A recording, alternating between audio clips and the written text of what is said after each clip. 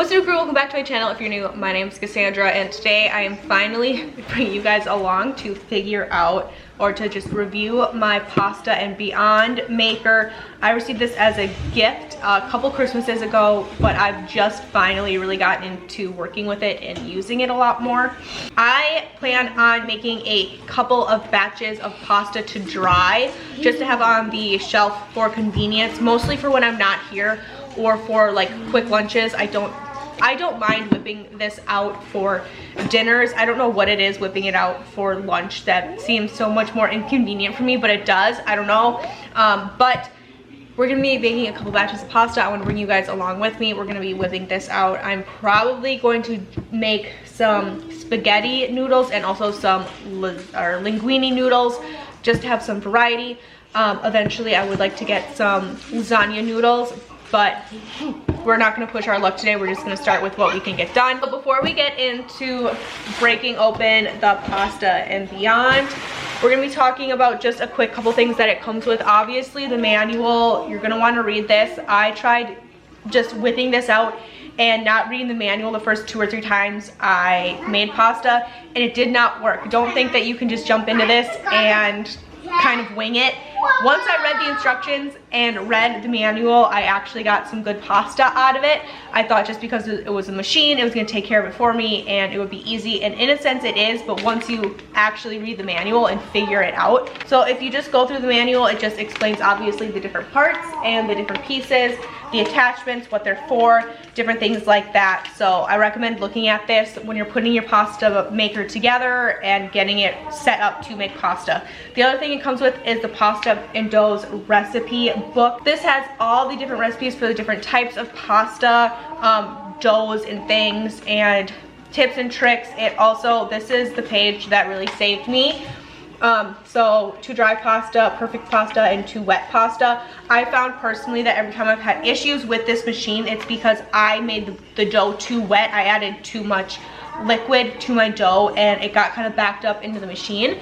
That is the one thing I've had issues with consistently with the pasta and beyond, but it's not because of the machine, it's because of myself being the user. So once again, I definitely recommend just flipping through this once or twice and knowing that maybe your first couple batches of pasta aren't going to be the best, but it's not the machine's fault, it's definitely the user's fault in my opinion. So once I went through and figured all of that out, my pasta has become a lot more consistent and I've had a lot less issues with the machine. I've also figured out that too dry is better than too wet. So if you think you have too much liquid, I would say just stop where you're at when you're mixing it. I like the basic pasta recipe. That's what I'm going to be using today for our pasta. I like it because it just calls for straight all-purpose flour. You don't need any special flours. All the other recipes in this book call for semolina flour, which I do plan on getting. I'm looking to purchase in bulk for different things, trying different doughs, figuring out what we like. But for now, this is what I'm using. Let's start putting this bad boy together and getting our first batch of pasta going. I'll tell you guys what we need here in a second, but let's start by just getting the machine itself set up and put together. This is the base of the machine itself.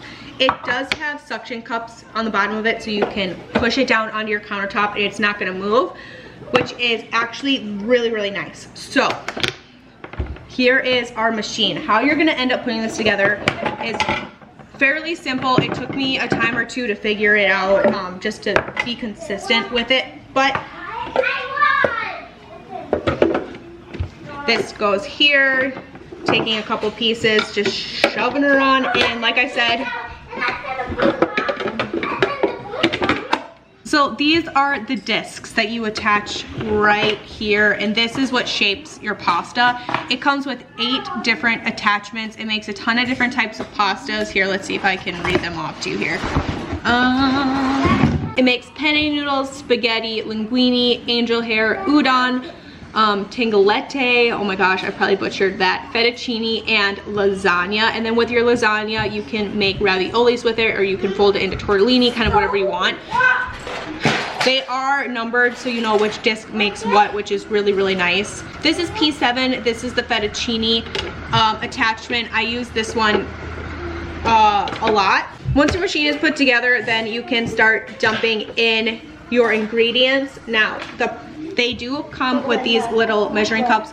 They are labeled flour and liquid, and 2 batches makes 1 pound. So a normal batch would make half a pound of pasta. So you're gonna need 2 cups of this full of flour. Batches of flour into the compartment here. 1. Here we are. Oh, that's cool. Your butt's cool. 2. I lost my. Right in the compartment, right on top of the flour, I'm gonna throw in about a teaspoon of salt. We're gonna pop our lid on. Super simple, super easy. Hello. Okay, this is your liquid container. It has the measurements here on the side. So what you're going to do is crack 2 eggs in here, put in a tablespoon of oil, and then finish filling it up to the top line here with water. And that's gonna be the liquid mixture for our pasta. So let's go ahead and do that. I have 2 eggs here from the chickens this morning.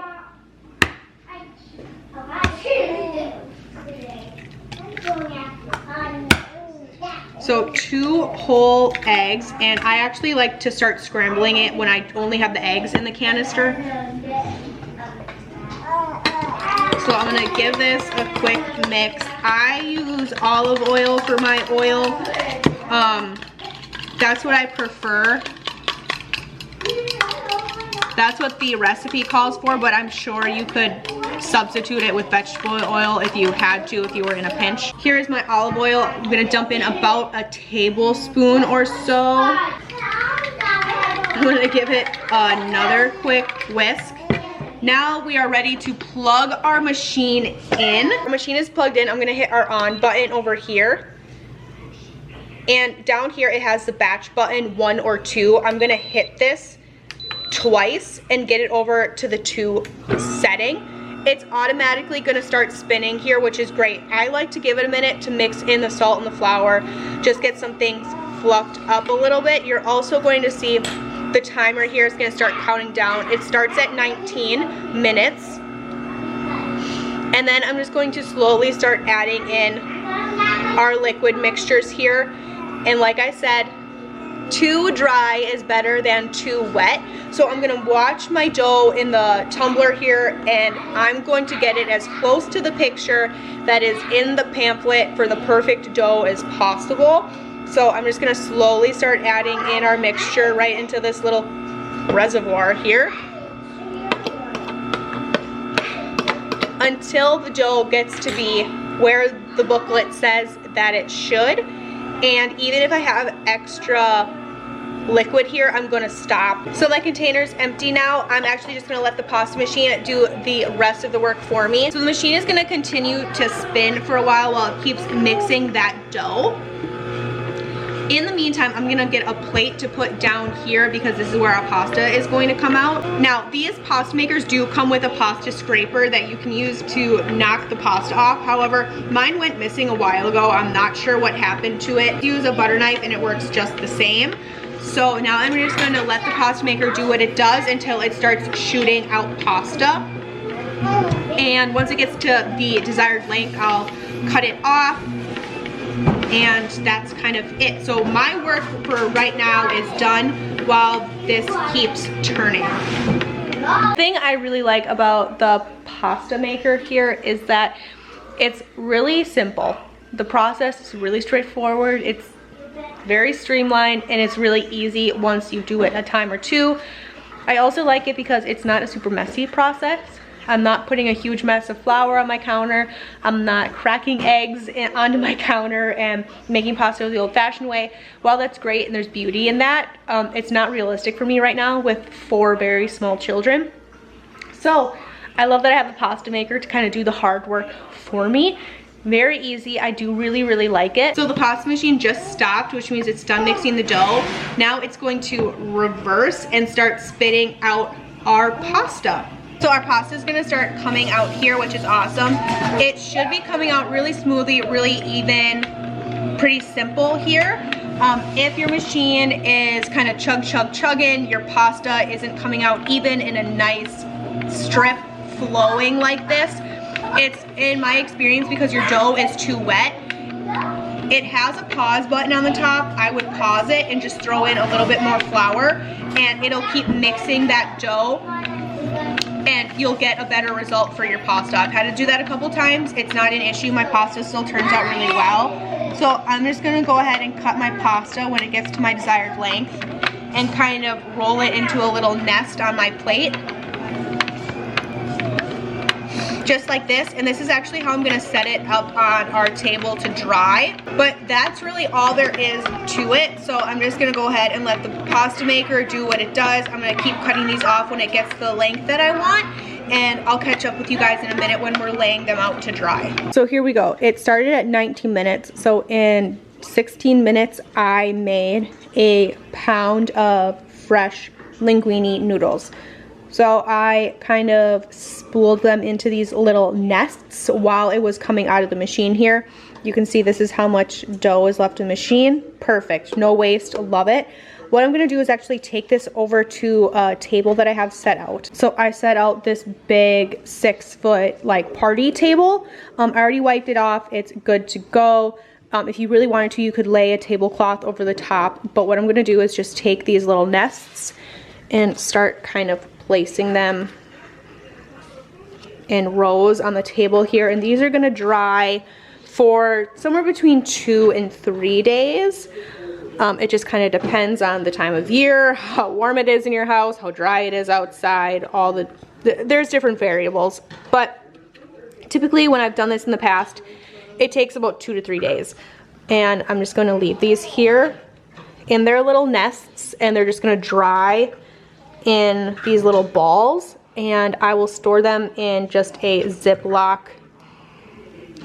like a Ziploc bag, and put them on the storage shelf, and I'll have dried homemade pasta for when I want it.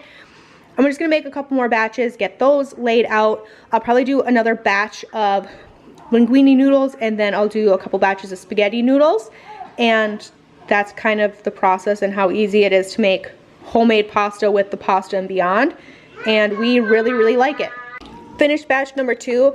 Now I made this pasta dough a lot better. It was a lot more crumbly. This is all the liquid I ended up leaving out of this batch. So the overall, you don't need it, buddy. The overall consistency was a lot better. It came out of the machine. You will help, buddy. You will. It came out of the machine a lot easier and a lot quicker. So this batch only took 8 minutes. I'm gonna get this over on the table, and then I might make one more batch of linguine. I don't know, we'll see what happens. I'm on batch number 3. I switched out my disc here, so this is gonna be spaghetti noodles. But you can see how crumbly it is in there. That's what you're looking for. Once again, I left out a tinge of my mixture here. Like I said, too dry is better than too wet. This looks great to me. And now I'm just waiting for it to start spitting out our pasta, and we'll add some spaghetti noodles to the table.